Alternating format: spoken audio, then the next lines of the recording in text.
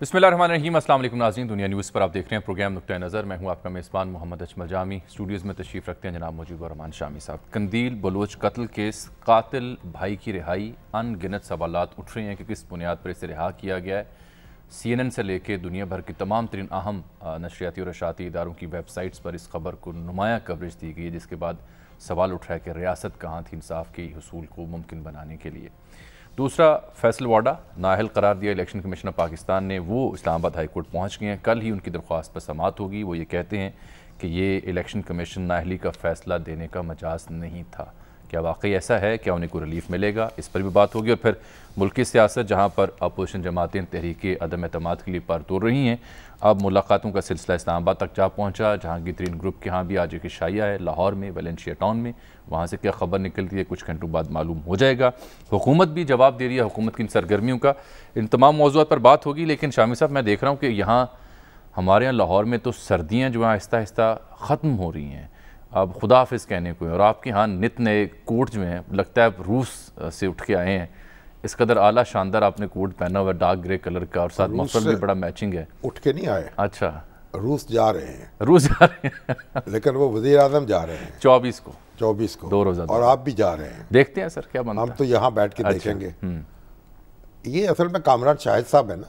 कामरान शाहिद साहब? हाँ जी। अच्छा, ऑन दी फ्रंट वाले, ऑन दी फ्रंट वाले। हाँ जी, हाँ जी। हमारे बाद जिनका प्रोग्राम होता है, ये हमारे दुनिया टीवी वाले लंदन से आए। अच्छा, लंदन से आए। वो मेरे कोट लेके आए। लंदन से आए कामरान शाहिद। हाँ जी। और साथ लेकर आए आपके लिए गरम कोट। गरम कोट कहते बड़ी यानी ढूंढा है, बड़ी अर्खरेजी की है, तगोदो की, जबरदस्त कोट लेके आए हैं। ये अब नाज़रीन फैसला करें कि सर्दी तो जा रही है, लेकिन मैंने इसको गले से लगा लिया है। ये तो बहुत अच्छा आपने किया, आपको अजीज़ है, आपने गले से लगाना था। चूंकि इन दिनों हम कोशिश करें कि जो नाज़रीन हमारा प्रोग्राम देखते हैं वो हमारा दुनिया टीवी का जो ट्विटर हैंडल है वहाँ जाकर हमारे जो मौज़ूआत होते हैं उनके ऊपर सवाल भी उठाएं और अपनी राय का इजहार करें, प्रोग्राम में भी शामिल करेंगे। तो शामी साहब को जो कामरान शाहिद साहब ने कोट तोहफ़तन पेश की उनकी खिदमत में, वो शामी साहब पर कैसा लग रहा है और इस तोहफे की क्या कदर व मंजिलत है, इस पर भी आप तबसरा करना चाहें तो ज़रूर कीजिएगा। ये मिस कोट ना करें ना। नहीं, क्यों ना करूं सर। लोगों को तो राय देने देना कि कामरान शाहिद साहब का इंतखाब कैसे, कहीं और कोट ना हो जाए।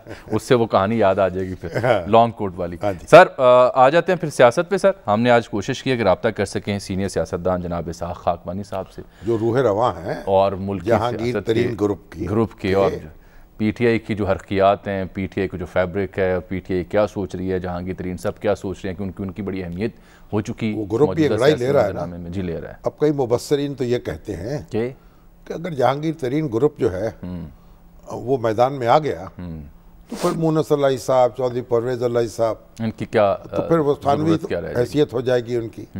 तो इसलिए जहांगीर तरीन ग्रुप जो है ना उस पर नजरें लगी हुई हैं और बड़ी ललचाई हुई नज़रों से देखा जा रहा है, यानी PDM के हलकों में इस ग्रुप को। अगर ये ग्रुप हाथ में ला लेता है पाकिस्तान मुस्लिम लीग नून से या पाकिस्तान पीपल्स पार्टी से, तो इनका अपना मुस्तकबिल क्या होगा इतनी बड़ी बड़ी सियासी जमातों के। हाँ, यहाँ तो फिर भी इनका कद काट था। इसमें मोस्टली इलेक्टेबल्स हैं, तो वो अपने अपने हलके रखते हैं। और अगर वो समझेंगे कि PTI जो है वो इलेक्शन में उनके किसी काम की नहीं है, तो फिर वो कोई एक दूसरा रुख इख्तियार कर लेंगे। ठीक। इसहाक खाकवानी साहब, अस्सलाम वालेकुम जनाब। आप क्या हमें सुन पा रहे हैं? आपको प्रोग्राम नुक्ता नज़र में खुशामदीद कहता हूँ। बहुत शुक्रिया, आपने वक्त निकाला। हमने सोचा कि कुछ हरकियात जो हैं आपके ग्रुप की वो आपसे समझ सकें कि आखिर हो क्या रहा है। इशाई हो रहे हैं, मुलाकातें हो रहे हैं, आप लोगों से लोग राब्ते भी कर रहे हैं, आप भी लोगों से राब्ते में रहते हैं, तो इसलिए आपको ज़हमत दिया प्रोग्राम में। शामी साहब भी तशरीफ़ रखते हैं। तो खाकवानी साहब, आप तो खाना खाने वाले हैं या खा चुके हैं? जी, खाना खाने की तैयारी कर रहे हैं? नहीं, हम तो अभी रास्ते में हैं जी। वो यहाँ रश बड़ा है, वो अच्छा अपना जहाँ जा रहे हैं, ट्रैफिक में फंसे हुए हैं। ट्रैफिक माशाल्लाह लाहौर की बड़ी जबरदस्त हो गई है। तो क्या इरादे क्या हैं? इरादे तो सर शामी साहब, मैं एक बात अर्ज करूं। जी। वो ये है कि इमरान खान साहब की हुकूमत को इस जगह पर पहुंचाने में जितने भी लोग शामिल थे, जितने भी मैं अब किसी का एक नाम नहीं लेता, जो हजरात भी शामिल थे, उनके जो भी वजूहात थे, आज वो सब के सब उनसे नाराज हैं। मेरा लिए तो अव्वल बात तो ये है, दोस्त समझ लें, कोई बाकी बाहर के लोग हैं, कोई इधर उधर के लोग जो ऐवान इख्तदार में लाने वाले थे वो अब नाराज हैं या पछता रहे हैं? पहले पछताए, फिर अब कुछ उसकी पछताए की सेकंड डिग्री में चले गए कि अब नाराज भी हैं। ठीक, ये बड़ी अहम स्टेटमेंट है। आप बड़े बुजुर्ग और सीनियर सियासतदान हैं और बड़ी नफीस बात करते हैं। हाँ जी, आप फरमा रहे हैं कि उन्हें ऐवान इख्तिदार में लाने वाले तमाम जो अहबाब हैं, हाँ, नाराज हैं, पछता रहे हैं, दूसरी डिग्री पे चले गए। तो खाकवानी साहब, इसकी तीसरी डिग्री क्या होती है? ये इनका कमाल है ना जनाब, ये इनका कमाल है कि अगर एक दो लोगों को तो बख्श देते हैं ना जनाब, एक दो दोस्तों को तो चलो नाराज हो गया, जो कमजोर है उस पर ज्यादा नाराज हो गया, जो ताकतवर है उससे तो नाराजगी नहीं होनी चाहिए ना जनाब। तो ताकतवर जो है ताकतवर भी नाराज हैं। जी जी बिल्कुल, ये वो सदका बात है। नावक ने तेरे सैद ना छोड़ा जमाने में, तड़पे है मुर्गे किबला नुमा आशियाने में। सुभान अल्लाह, सुभान अल्लाह, सुभान अल्लाह। अच्छा सर, मेरा एक सवाल है सर, एक छोटा खाकवानी साहब बात कर ले, एक छोटा सवाल है सर। आप ये फरमा रहे हैं ना कि जी ये दूसरी डिग्री है पछतावे की, पहले नाराज हुए फिर पछता रहे हैं, तो इस सीक्वेंस की तीसरी डिग्री क्या होती है आपके तजुर्बे की रोशनी में? नहीं, मैं जैसे कोई ऐसे शामी साहब ने एक बात की तो मैंने उसको एक जरा उसको एलेबोरेट कर दिया कि जी लोग पछतावा भी करते हैं, फिर पछतावा इज रिपेंटेंस, बट नाराजगी इज मोर देन रिपेंटेंस। ठीक, मैं ये अर्ज कर रहा था कि जितने हजरात हुकूमतों बनी हैं और पाकिस्तान में आपका ज्यादा मेरे से मुशाहिदा है, एक न एक चीज ऐसी होती थी जो कि उस हुकूमत को गिराने में और उसका खत्म मतलब वो करने में उनका बड़ा किरदार होता था। ठीक, आप वो याद करें शामी साहब, आप तो माशाल्लाह सब चीजें बड़े तजर्बे की बुनियाद पर आप सब जानते हैं। याद करें जब अयूब खान के 10 साल पूरे हुए, ठीक, तो उन्होंने सिर्फ एक गलती की कि कालाबाग साहब को हटा दिया। जब कालाबाग साहब को हटाया, उसकी रिप्लेसमेंट देखे फिर कमाल के उन्होंने ये जनरल मूसा जनरल मूसा गए एक दफा, ये अपना दरबार लगाया उन्होंने गुजरांवाला में, तो लोगों ने कहा कि हमारे यहाँ दफा 30 का मजिस्ट्रेट नहीं है, दफा 30 का। उनको समझ जाएगी दफा 30 का मजिस्ट्रेट किस लिए मांगते हैं, कौन होता है। उन्होंने कहा नहीं इनको अपना चीफ सेक्रेटरी साहब इनको दफा 60 का बंदा दे दें, दफा 60 का मजिस्ट्रेट दे दें। अब ये है लोगों की, देखिए उसका कसूर तो नहीं था ना, नहीं उसका मूसा साहब का ईमानुल्लाह कोई कसूर नहीं था, बिकॉज ही उनकी तो वो ना एक्सपर्टाइज थी, ना उनका ये जॉब था कि लोगों के साथ सियासी काम करें। वो तो बेचारे एक सिपाही थे, और सिपाही आकर वहां पर आप उनको मसनद पे बिठा दें कि वो अरिस्टोटल का काम करें तो वो नहीं कर सकते। इसी तरीके से अयूब खान के बाद जब मैं आपको मुशाहिदा हूँ, लेटेस्ट जो है वो है मुशर्रफ साहब का। जी, मुशर्रफ साहब का जब सबसे बड़ा उसी तरीके से जो एक चीज आई जो उनके फिर सबब बना उनको हटाने में, वो बना अपना इफ्तिखार चौधरी, और उसके साथ अलाइन हो गए जनरल कियानी। ठीक, और वो जनाब चंद हफ्तों में महीनों में सारी की सारी चीज उलट हो गई। तो इसी तरह नवाज शरीफ साहब का मौका देख लें। अब मैं क्या इनके बारे में सबके बारे में अर्ज करूं, क्वेश्चन ये है कि कोई ना कोई सबब बनता है जब आप सही तज्जिया नहीं कर सकते, आप अपने हिस्ट्री को भूल जाते हैं और फिर आप समझते हैं कि मैं अकले कुल हूँ और मैं ही सबसे ज्यादा समझदार हूँ। हालांकि ये एक्सपर्टाइज है सियासी, इसके अंदर कोई और अवामिल नहीं है कि जी मैं अच्छा खिलाड़ी हूँ या मैं अच्छा अपना कोई और काम करता हूँ या मैं मुसन्निफ हूँ या क्या हूँ, वो नहीं है। ये एक सियासी गेम है और इसके अंदर लोगों को तसल्ली और लोगों की हिमायत और लोगों की अपना उनके लिए आसाइश पैदा करना आपका अव्वलीन फर्ज है। ठीक, तो खाकवानी साहब इनसे कहाँ गलती हुई, कहाँ गलती हुई? जी, यहाँ पर उन्होंने सबसे बड़ी गलती ये की कि पंजाब एक बहुत बड़ा सूबा है, 36 जिले है, 12 करोड़ आदमी है।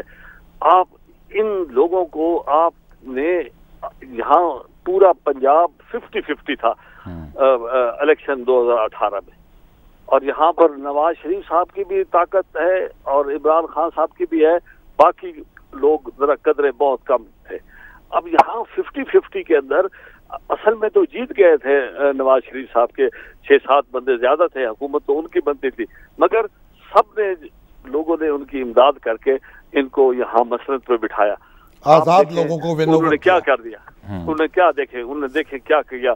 यहाँ पर लोगों को न चीज है न कोई यहाँ है, बुरा हाल है। मैं आपको शामी साहब ईमानुल्लाह कहता हूँ कि मैं एक जगह पर गया बगैर बताए बगैर वाकफियत के, तो वो मामूली से बंदे पे मामूली रेवेन्यू ऑफिसर ने मुझे कहा, मेरा मुंशी कहता है जी 60,000 रुपए तो दे दें।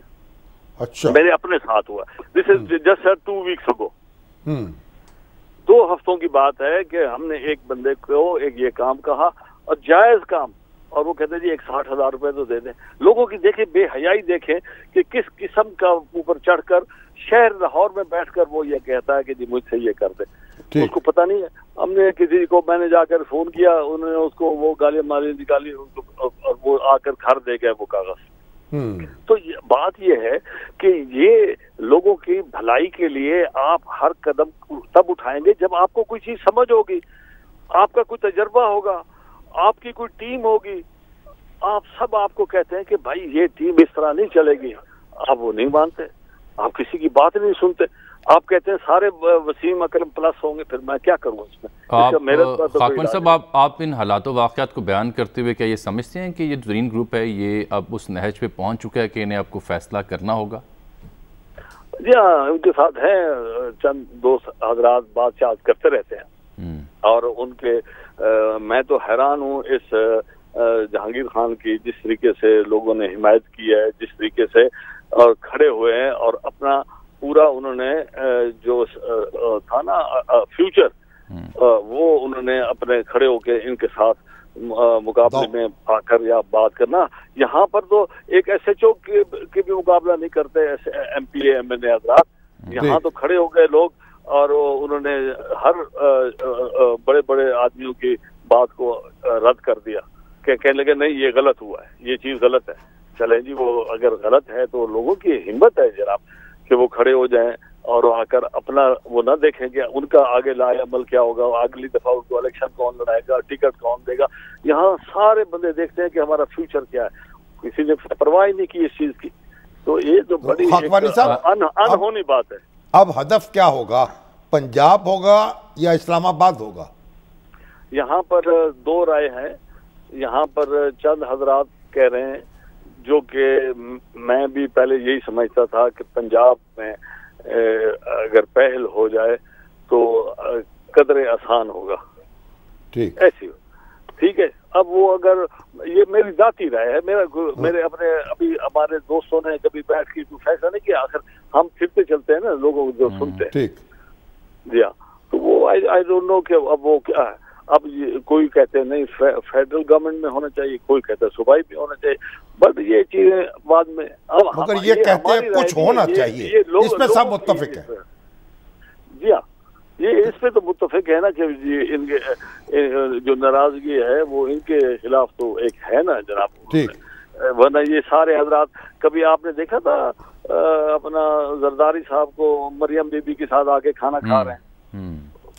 मगर नजरें तो आप पर लगी हुई है ना। खाने से और मुलाकातों से ये याद आ गया कि सर कुछ माहिरीन की ये राय भी है कि इन मुलाकातों के अलावा अगर कहीं से इमरान खान साहब और तरीन साहब की आपस में मुलाकात हो जाए तो शीरो शकर दोबारा हो सकते हैं, इसका भी कोई इम्कान है?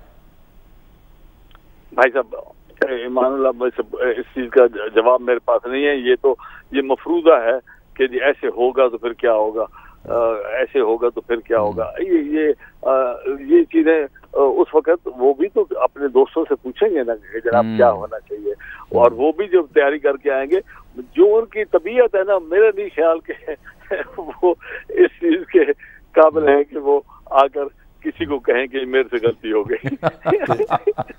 ठीक, वो अकेले कुल है, और माशाल्लाह इस मसनद पर है, वो किसी को कोई समझते नहीं है। अल्लाह माफी करे, ऐसे इस चीज घुमंड नहीं होना चाहिए, और जो घुमंड होता है ना जनाब, वो सियासत में काम नहीं आता। सही, बहुत बहुत शुक्रिया जनाब। खाकवानी साहब, आपका इशाइया आप पहुँच रहे हैं वहाँ पर, आप बता रहे हैं लाहौर में ट्रैफिक बढ़ी है। ज़ाहिर बात है जहाँ ये इशाइया उस इलाके में इन दिनों बहुत ट्रैफिक होती है, मामूल से कुछ ज़्यादा हटकर होती है। खैरियत से पहुँचे और उम्मीद है कि आप एक अच्छे से आज लुत्फानंदोज़ होंगे। यानी गुस्सा तो है, नाराज़गी है सर, नज़र तो आ रही थी। वो किस सांचे में ढलेगी? लब पे शौक़ वसाल है यहाँ, हाँ, लब पे सवाल है यहाँ, किसकी मजाल है यहाँ जो हमसे नजर मिला सके? अगर ऐसा कोई ग्रुप प्राइम मिनिस्टर के खिलाफ वोट देता है तो आईनी तौर पर तो वो नाअहल हो जाएंगे, डिस्क्वालीफाई। वोट तो देगा ना, वोट तो काउंट हो जाएगा, बट बाद में वो तो उससे क्या फर्क पड़ता है? तो नाअहल भी हो जाए। एक बड़ा अहम सवाल है, नाअहल हो करके अगर नाअहल हो तो उनकी तो मुराद पूरी हो जाएगी। आज हमारे और देखिए ये जो नाअहली है ना, वो उसी वक्त टर्म के लिए होती है ना, फॉर दैट भी अगले इलेक्शन में आप हिस्सा ले सकते हैं।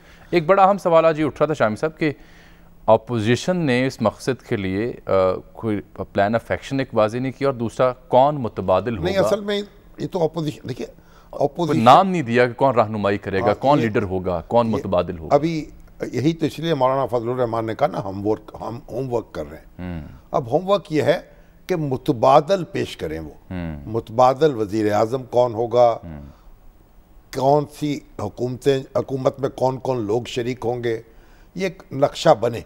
अब एक नुक्ता नज़र ये है कि नक्शा बाद में बनता रहेगा, पहले यानी चुगा चौड़ हो जाए, ऐसा कभी होता है। मगर ये जरा मुश्किल होगी, कोई अहदाफ रखने पड़ते हैं, मुतबादिल रहनुमा देना पड़ता है ताकि उस गाड़ी आप घोड़े से आगे नहीं बांध सकते। लेकिन अब ये जो जहांगीर तरीन ग्रुप है, इसकी अहमियत में बड़ा इजाफा हो जाएगा।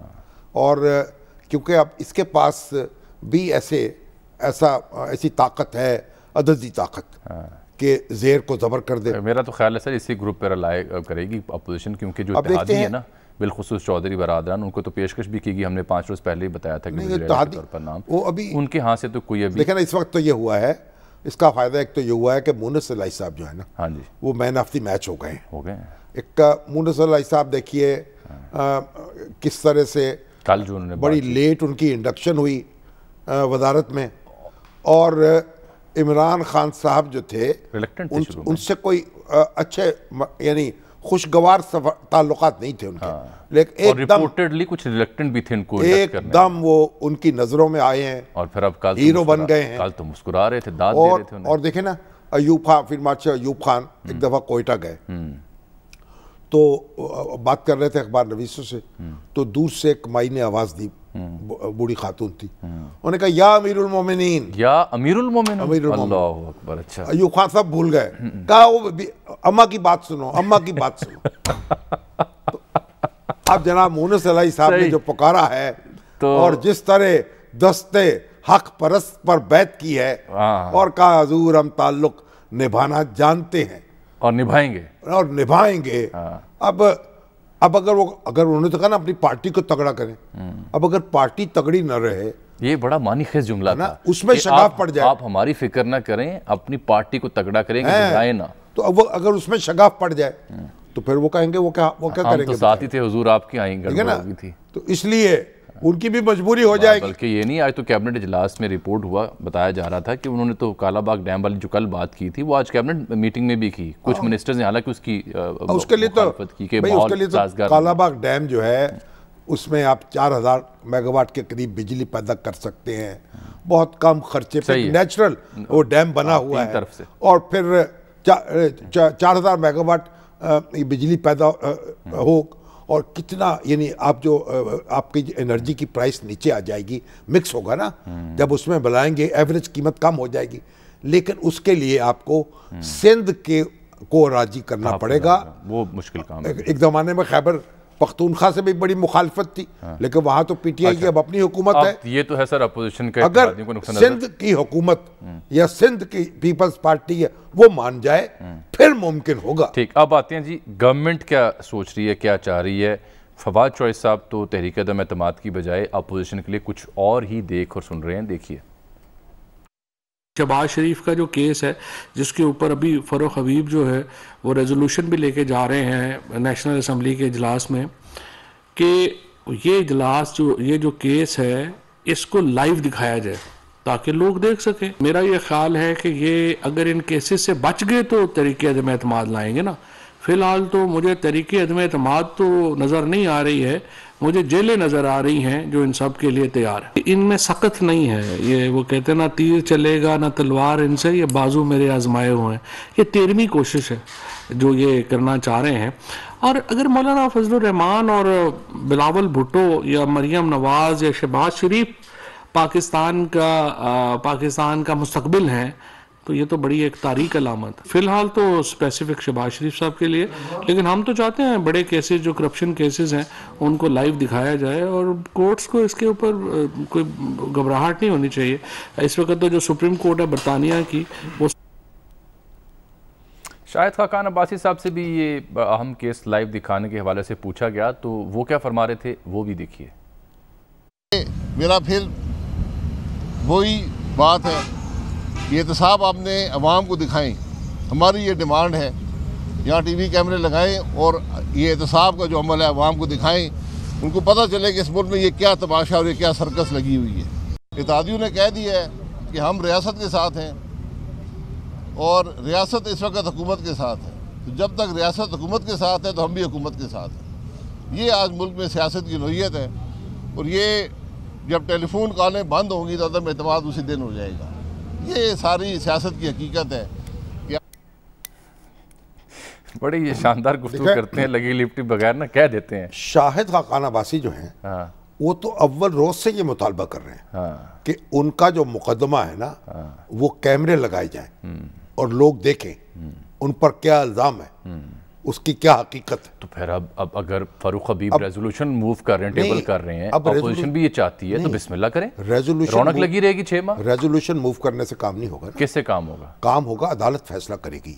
आप कानून बनाए, आप बिल बनाए कि ये मुकदमे जो हैं अदालत की सवाबदीद है कि वो, और मैं तो समझता हूँ हर मुकदमा ये जो फॉरेन फंडिंग केस है इसकी समात जो है वो लोगों को दिखाई देनी चाहिए। वो भी दिखाएं जो भी कौमी और अवामी अहमियत का हामिल मुकदमा आप पर जो मुकदमे हैं सारे दिखाएं सर, फिर रौनक लगी रहेगी। रौनक लगा दे और काम ही छोड़ दे। 3-4 घंटे लाइव टीवी यही चलाते हैं। लाइव टीवी यही चलाएंगे, लाला खर्चला पे हम क्या करेंगे? अगर अब महंगाई वगैरह हुकूमत ने किसने क्या कह दिया, हमें जरा रिलीफ मिल जाएगी। रिलीफ मिल जाएगी सर। ये देखिए अब ये देखिए बात ये है, ये सारी नुक्ते ये सारी बातें, हमारे भाई हैं फवाद चौधरी साहब वो कहते थे 85 अरब रुपए की प्रॉपर्टी दरियाफ्त हुई है शहबाज शरीफ की लंदन में। वो कहाँ गई? अब उसमें मुझे याद आ गया लंदन से ब्रेक भी आ गई है। लंदन से वो बरी पे बरी होते जा रहे हैं। एक ब्रेक आ गया लेकिन इल्जामात उनके साबित नहीं हो पा रहे। सही है, एक ब्रेक आ गया लेकिन उससे पहले चूंकि शहबाज साहब का जिक्र हो रहा है कि उनकी मनी लॉन्ड्रिंग केस है तो फवाद साहब कह रहे थे लाइव दिखाया जाए। तो अदालत ने जो स्पेशल सेंट्रल कोर्ट है उन्होंने तारीख तब्दील ना करने का फ़ैसला किया क्योंकि शहबाज साहब ने तो कहा था कि उस दिन असेंबली का इजलास होगा तो उसी दिन उन्होंने उनकी बात मुस्तरद की थी, लेकिन बाद में FIA गई वहाँ पर कि इसकी तारीख बदली जाए। तो कोर्ट ने कहा है कि तारीख नहीं बदली जाएगी, 3 रोज़ बाकी रह गए हैं। उसी रोज़ फ़र्द जुर्म आयद होगी, यानी 18 फरवरी को शहबाज साहब एंड फैमिली पर मनी लॉन्ड्रिंग केस में फ़र्द जुर्म जो है ना, फर्द जुर्म से लोग फर्द जुर्म क्या है? इल्जामात की फहरिस्त पढ़ के सुनाई। ये आप पे फर्द है, आप पे ये इल्जाम है जी, सुना दे। एक ब्रेक के बाद बहुत अहम मामला कंदील बलूच का। हुआ क्या कि कातिल भाई कैसे रिहा हुआ? एक ब्रेक के बाद। वेलकम बैक नाज़रीन। शामी साहब, जो हमने मुल्क की सियासत के ऊपर बात की, बिलखुसूस जो अपोजिशन की तहरीक अदम एतमाद और सरकार का जो जवाब है, फिर इसहाक़ खाक़ हमने सबसे बात की तो नसरुल्लाह खान साहब हमारे एक व्यूवर हैं, सोशल मीडिया सारफ भी हैं, ट्विटर पर दुनिया TV पर उन्होंने बताया कि उनको लगता है गुफ्तगू सुनने के बाद कि तहरीक अदम एतमाद जो है ये नाकाम हो जाएगी अपोजिशन की, उनमें दमखम नहीं है। फिर ख़ाबर क़ुयूम साहब ने एक बड़ा हम सवाल उठाया, वो ये फरमाते हैं कि क्या काफ लीग और मुत्तहिदा इन हालात में हुकूमत के ख़िलाफ़ वोट देंगे, दे सकते हैं? मैंने कहा मुस्तक़बिल का नक्शा जब वाज़ेह होगा तो फिर ही उसमें अपना अपना रंग डालेंगे ना। और फिर अशफाक ज़फ़र साहब ने बड़ा उम्दा नुक्ता उठाया, वो ये फरमा रहे हैं कि शामी साहब और जामी साहब अपनी अपनी ईमानदारी से बताएं कि तहरीक अदम एतमाद आए ना आए, अवाम का क्या फ़ायदा होगा तहरीक अदम एतमाद से? आवाम का क्या आवाम के दिन बदल जाएंगे, क्या डॉलर नीचे आ जाएगा, क्या पेट्रोल की कीमतें कम हो जाएंगी, वगैरह वगैरह। उनका मकसद यही था। अपोजिशन तो यह कहती है ना कि अवाम के वारे न्यारे हो जाएंगे, और हुकूमत कहती है कि अवाम का चुग्गा चौड़ हो जाएगा। तो हमने बड़ी इकोनॉमी बहाल कर दी है और बड़े अच्छे दिन आने वाले हैं, और अपोजिशन कहती है कि दिन इससे भी ख़राब होंगे। तो ये तो अपना अपना मामला है। जिस दाविये से भी आप देख लें, अभी वो हमारे जो स्पीकर पंजाब असेंबली के स्पोक्स पर्सन है डॉक्टर जैन भट्टी साहब जी, उनको बड़ी दाद दे रहे हैं कि जनाब मुनस अलाई साहब का बड़ा अच्छा तज्जिया किया। उनको तो पसंद आना था। तो मुनस अलाई साहब का रोशन मुस्तकबिल जो है। उनको आपका कोर्ट नहीं पसंद आया? कोर्ट भी पसंद। अच्छा, कोर्ट भी पसंद है। वक़ास अहमद साहब ये कह रहे हैं नाज़रीन के तहरीक अदम एतमाद मुमकिन नहीं, क्योंकि किसी के पास कोई वाज़े प्लान ऑफ एक्शन नहीं है तहरीक अदम एतमाद के लिए गवर्नमेंट के खिलाफ, और बखैरात पे नज़र रखी गई है कि कोई ऐसी अपॉर्चुनिटी निकले तो फिर कुछ करें। बस ये पाकिस्तानी सियासत ऐसे ही है। इस पर हमारे जो ना आसमा जहांगीर के वालिद थे मलिक गुलाम जानी साहब, हमारे बड़े दोस्त थे मरहूम, वो तारीख दे देते थे, बस फलां हुकूमत जा रही है। अच्छा, एक तारीख दे दी, वो उस पर आप फिर लगे रहें, मिसरे कहते रहें, कवाली करते रहें, फिर अगली तारीख दे देते थे। तो बस इससे सिविल कोर्ट में जैसे मुकदमा चलता है, लंबी लंबी तारीखें दे देते हैं, उम्मीद लगी रहती है। ठीक सर, दो अहम मामला अब रह गए। इससे पहले कि मजीद फीडबैक हम नाज़रीन का शेयर करें, क्योंकि दो मौजू हमने रखे थे। तो कंदील बलोच कत्ल केस है, और दूसरा जनाब फैसल वाडा साहब का जिक्र खैर है, उनकी नाअहली खत्म। फैसल वाडा का तो वसीम सज्जाद साहब माशाल्लाह अब तो बहुत सीनियर वकील हो चुके हैं जी, यानी देखें ना, सेनेट के चेयरमैन रहे, सदर मुमलकत रहे एक्टिंग, और बड़े एक संजीदा किस्म उस पर मैं आता हूँ। लेकिन पहले अब वो उन्होंने वकील किया है। जी हाँ, अब उसमें आता हूँ तफसील में। आमिर सैयद अब्बासी साहब से बात भी करेंगे। कंदील बलोच कत्ल केस जो है ना सर, इब्तदाई में मैंने अर्ज़ किया था, ये CNN से लेके गार्जियन और गार्जियन में तो जो हो रहा है में ये छपा है, इस पर सवाल उठे हैं। बात ये भाई कातिल है, उसकी रिहाई हुई है और मुआफ़ीनामा हुआ है, कातिल भाई की रिहाई पर फिर कई सवाल भी उठ रहे हैं। Lahore high court Multan bench ने फिर इसके बाद ये जो वसीम है मरकज़ी मुलजिम भाई, इसकी सज़ा भी ख़त्म कर दी है। जो गवाहान थे इस सारे केस में शामिल साहब, वो भी अपने बयानात से मुनहरिफ हुए, तो फैसला यहाँ तक पहुँचा। मुनहरिफ तो गवाह हो गए होंगे ना पहले, यानी इब्तदाई कोर्ट में जी, यानी सेशन कोर्ट में। हाई कोर्ट में तो गवाही नहीं होती। हाई कोर्ट में तो देखिए ना, कानून के उस मामले में फैसला होता है। तो अगर वो मुनहरिफ गवाह वहीं हो गए थे तो फिर मुकदमा तो वही कमज़ोर हो गया था। लेकिन और अगर वालिदैन ने मुआफ़ी दे दी है, या वालिद साहब तो कहते इंतकाल कर गए, तो वालिदा ने बहैसियत वारिस के मुआफ़ कर दिया है, तो फिर और बात होगी।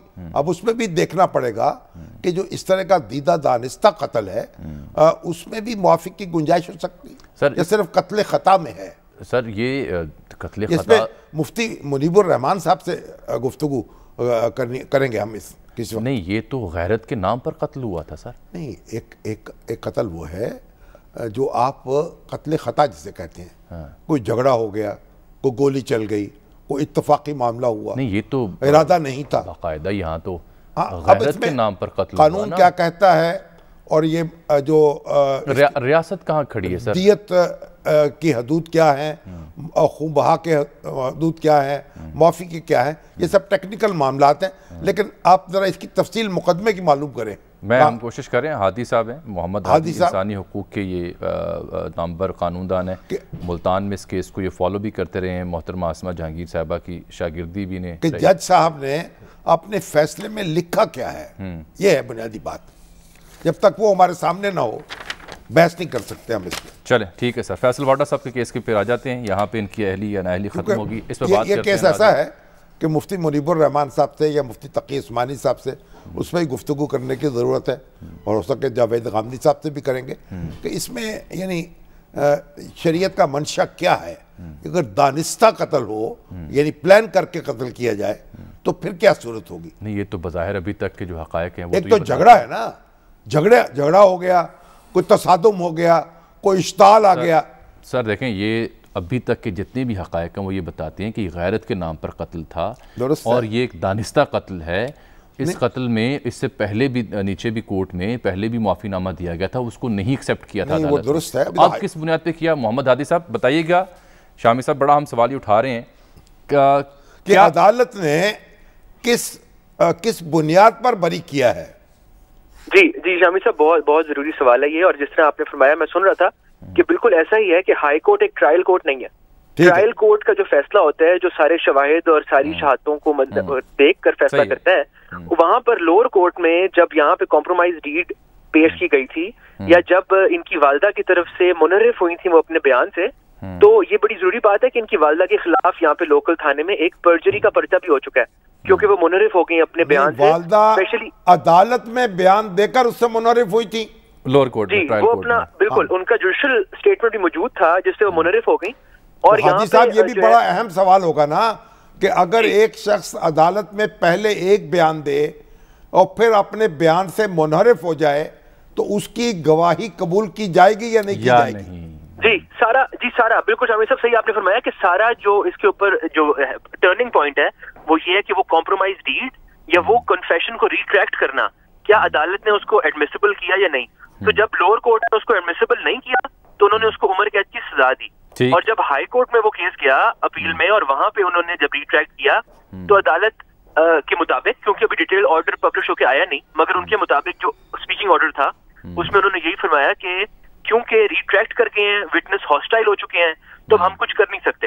लेकिन यहाँ दोबारा बुनियादी सवाल ये है कि जब एंटी ऑनर किलिंग बिल आ चुका था, और वो बिल खसूसन ये कहता है कि मुद्दई जो है या विक्टिम के लीगल हेयर्स जो हैं वो माफी करने की सलाहियत उनमें रहती नहीं है, क्योंकि इसको नॉन कंपाउंडेबल ऑफेंस बना दिया गया था, यानी कि ताज़ीरात पाकिस्तान के तहत, एंटी ऑनर किलिंग बिल में, बिल्कुल जी बिल्कुल उस बिल के तहत ये उनको माफ कर नहीं सकते, क्योंकि रियासत वहां मुद्दई बन जाती है। तो यहाँ पे जो मेजर तनकीद की जारी जजमेंट के ऊपर वो यही है कि जज साहब को अपनी जुडिशल डिस्क्रेशन यूज करते हुए इस माफीनामे को कबूल नहीं करना चाहिए था, और प्रोसीडिंग्स करनी चाहिए थी रिट्रैक्ट करने की स्टेटमेंट्स को, जो कि आमतौर पे होती हैं।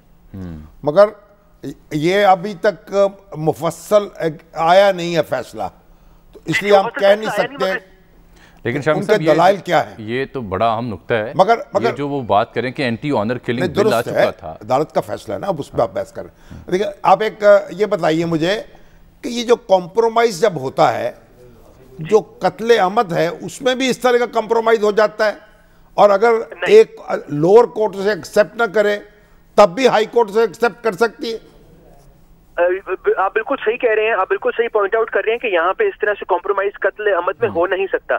मगर होता यह कि ये एक लूप होल है हमारे लॉ में, जिस तरह रेप एक नॉन कंपाउंडेबल है, माफी नहीं हो सकती। मगर जब मुद्दई या विक्टिम माफ करना चाहें तो ये लूप होल यूज करते हैं, जहां वो मुनरिफ होते हैं और वो कहते हैं कि जी ये मेरा मुल्जिम नहीं है, मैं इसको पहचानता नहीं हूँ एज माय मुल्जिम, और मेरा मुल्जिम कोई और है।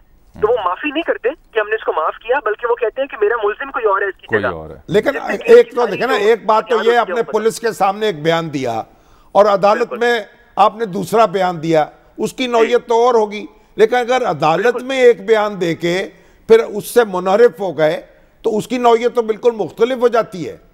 बिल्कुल, ये बुनियादी फर्क है सेक्शन 161 की स्टेटमेंट का जो पुलिस को दी जाती है, और सेक्शन 164 की स्टेटमेंट जो जुडिशल मैजिस्ट्रेट को दी जाती है। सेक्शन 161 की स्टेटमेंट जो पुलिस को दी जाए, उससे तो आप मुल्जिमान मुनरिफ हो सकते हैं, क्योंकि उसमें प्रेशर और ड्यूरेस का खतरा होता है। मगर 164 की स्टेटमेंट से मुनरिफ होने पे अदालती कार्रवाई होती है और पेनलाइज किया जाता है आपको, क्योंकि आपने पर्जरी के मुर्तकिब हो जाते हैं आप। तो अब अपील होगी इसकी, और अपील कौन करेगा? स्टेट करेगी? इसकी प्रोसिक्यूशन डिपार्टमेंट ने फैसला किया कि वो इसकी अपील करेंगे, जहां तक हमारे जराये बता रहे हैं। यानी डिस्ट्रिक्ट प्रोसिक्यूशन जो है, रियासत जो है उसकी अपील करेगी, रियासत इसकी अपील करेगी। लेकिन यहाँ पे दोबारा मैं और कोई बुनियादी और यानी वो जो कंदील बलोच हैं उसकी तरफ से तो कोई वकील होगा नहीं। हाँ जी, उनकी तरफ से अगर क्योंकि वो मुनरिफ हो गई हैं, वालदा जो वाहिद रह गई थी, वालिद साहब तो बहुत हो चुके हैं, तो अगर वालदा मुनरिफ हुई हैं और अपने बेटे को बचाना चाह रही हैं तो वो उनकी तरफ से तो कोई नहीं होगा, मगर स्टेट जरूर करेगी।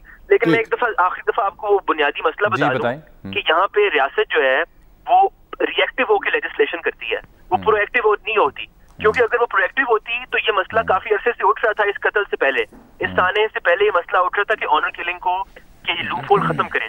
2004 में पहली दफा इसकी डेफिनेशन आई ऑनर किलिंग की लॉ में, और वहां बताया गया कि ये ऑनर किलिंग है और इसको इस तरह। वहां पे लूप होल रह गया कि मुद्दई और विक्टिम्स माफ कर देते हैं। वो मसला खत्म हुआ कंदील बलोच के कत्ल के बाद। कंदील बलोच के कत्ल के बाद जब उसको खत्म किया गया तो आर्टिकल 12 ऑफ द कॉन्स्टिट्यूशन बड़ा प्रिसाइसली मना करता है कि कवानीन रेट्रोस्पेक्टिव इफेक्ट नहीं रख सकते। आप एक साने के बाद एक लॉ बना के उसको उस साने पे अप्लाई नहीं कर सकते। तो हमने ऑनर किलिंग को नॉन कंपाउंडेबल यानी कि उसकी माफी नहीं हो सकती बनाया है कंदील बलोच के मर्डर के 4 महीने बाद। ठीक, वो बिल पास हुआ है। तो वो उस तरह से उसके ऊपर अप्लाई हो भी नहीं सकता। तो ये सारा एरिया आपने वो लॉ बना कर भी लूप होल छोड़ दिया, तो रियासत ने अपना काम सही नहीं किया। ये लेजिस्लेशन इनइफेक्टिव थी, यानी आइंदा के लिए है, मौसम-ए-बाजी नहीं है। बेशक बेशक। ठीक, बहुत शुक्रिया मोहम्मद हादी, बहुत अहम नुक्ता आपने उठाया है। अब मौसम-ए-बाजी तो फिर कानून नहीं हो सकता ना, आपने वो तो उसका तो फिर अब जब अपील में जाएगी रियासत फायदा होगा। देखिए जो रियासत में अच्छा सर, जो फैसल वाडा साहब का जिक्र हमने किया था ना, वो दरख्वास्त दी कल ही लग गई, समाअत होगी chief justice Islamabad high court के यहाँ। तो आमिर सैयद वासिफ साहब हमारे साथ मौजूद। आमिर, क्या प्ली ले रहे हैं फैसल वाडा साहब और किस हद तक पुरुम्मीद लग रहे हैं वो कि रिलीफ मिल जाएगा? जी, फैसल वाडा साहब ने जो इस्लामाबाद हाई कोर्ट में अपील फाइल की है इलेक्शन कमीशन के उस फैसले के खिलाफ जिसमें उन्हें नाअहल करार दिया गया था, बहुत पुरुम्मीद है कि उन्हें कल रिलीफ मिल जाएगा, क्योंकि उन्होंने स्टे मिल जाएगा, उनको हुक्म इम्तनाई मिल जाएगा, स्टे ऑर्डर की। यस जी, उन्होंने साथ में मुतफर्रिक दरखास्त स्टे ऑर्डर की भी लगाई है और ये कहा है कि फौरी तौर पे उन्हें अगर इस अपील का फैसला होने तक उन्हें इतना रिलीफ जरूर दिया जाए कि उनकी जो बतौर सेनेटर उनकी रुकनीत है वो बहाल कर दी जाए। बुनियादी तौर के ऊपर 2 बुनियादी उनकी ग्राउंड्स हैं जिनका उन्होंने सहारा लिया। एक तो वो ये कहते हैं कि जब 62(1)F के तहत इलेक्शन कमीशन किसी के खिलाफ कार्रवाई करता है तो वो जो मुकम्मल तौर के ऊपर हमेशा के लिए नाअहल नहीं कर सकता। इलेक्शन कमीशन 62(1)F के तहत नाअहल नहीं कर सकता अनटिल और अनलेस के उनको बाकायदा फेयर ट्रायल का हक ना दिया जाए, जब तक और मुकम्मल अदालती कार्रवाई ना हो। उनका ये मौकफ है कि इलेक्शन कमीशन जो है वो कोर्ट ऑफ लॉ नहीं है, बल्कि वो एक कमीशन है। और इलेक्शन एक्ट 2017 आने के बाद इलेक्शन कमीशन के इख्तियारात बहुत महदूद हैं और इलेक्शन कमीशन जो है सिर्फ 60 रोज के अंदर किसी रुकने असेंबली के खिलाफ कार्रवाई कर सकता है और फैसला कर सकता है। और जब 60 रोज गुजर जाएं तो उसके बाद ट्रिब्यूनल जो है वो फैसला करेगा, मुकम्मल फेयर ट्रायल का हक देगा। इसमें उन्होंने जो मेन केस है उसमें उन्होंने सेनेटर सादिया अब्बासी और मुराद अली शाह को जो दोहरी शहरियत केस में उनको रिलीफ मिला था और उनको पहले 62(1)C में जब नाअहल किया गया था तो उसके बाद उन्हें 62(1)F के तहत नाअहल हमेशा के लिए नहीं किया गया था। ये 2 बुनियादी केसेस का उन्होंने सहारा लिया। सुप्रीम कोर्ट की जजमेंट है 2022 की रिसेंट जजमेंट है, शेरबाज खान गाड़ी की 2018 की जजमेंट है। इसके अलावा ठीक है, वो तो असल मामला ये है कि फोकस होगा कि उनको हुक्म इम्तनाई मिल जाए, ताकि फिर जब वो उनकी बारी आएगी पिटीशन की और फिर बहुत सा वक्त जो है फिर अपील का फैसला होता रहे। और रावी के पुलों से बहुत सा पानी बह चुका होगा। रावी के यहाँ तो पानी नहीं होता इन दिनों। अच्छा, हाँ नहीं होता सर। चलिए, सतलुज में भी पानी नहीं होता तो सिंध का तो इसमें इस्लामाबाद हाईकोर्ट के जो चीफ जस्टिस हैं जस्टिस अतरमिनल्लाह, वो भी अपनी बहुत सी जजमेंट्स में इस बात की निशानदेही कर चुके हैं। अपनी उनका एक परसिस्टेंट व्यू है कि इलेक्शन कमीशन जो है वो किसी के खिलाफ एज अ कोर्ट जो है वो कार्रवाई नहीं कर सकती। वो तो देखे ना आमिर अब्बासी, ये तो अब ऐसा ला पॉइंट है जब कोर्ट इस पे फैसला करेगी। बुनियादी बात यह है कि वाडा साहब की दोहरी शहरियत का मामला तो दूध का दूध और पानी का पानी हुआ। अब अदालत में टेक्निकल पॉइंट्स पर उनको क्या रिलीफ मिलता है ये देख लेंगे।